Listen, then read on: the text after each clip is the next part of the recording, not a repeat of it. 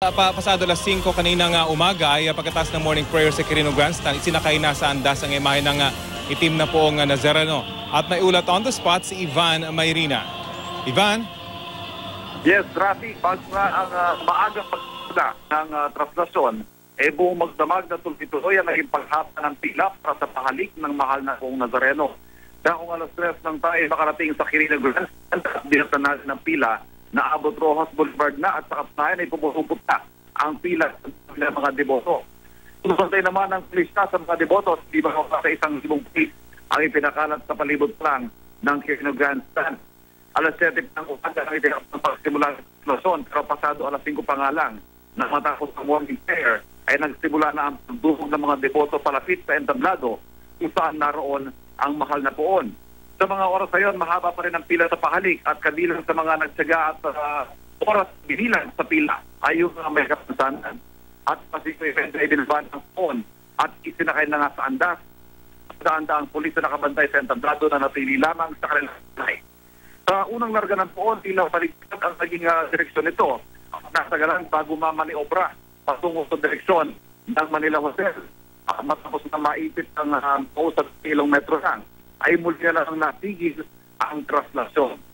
Ayun, dahil nga sa dami ng mga nagpupumilit sumampa at iba nga ay itinutulok na ng ihos para makababa mula sa adas at tuluyan itong makausad.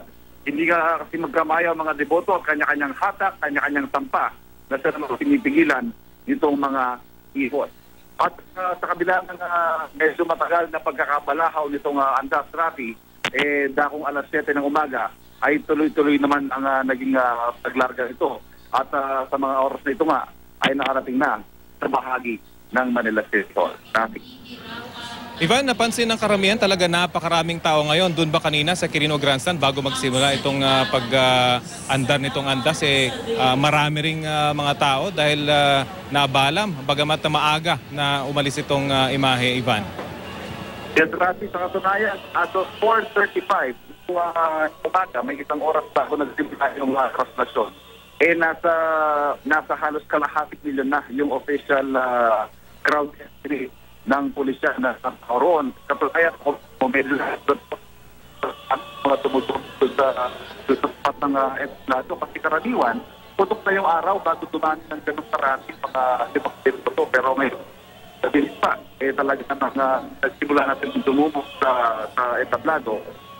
Kita na mga organizer na simplan at maaga itong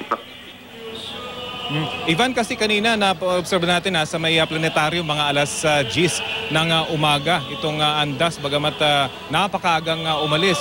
Ibig sabihin, ayon sa ating mga nakausap na mga pulis doon sa area, medyo mabagal yung pag-andar dahil sa dami nga ng tao, bagamat maagang umalis itong imahe, Ivan.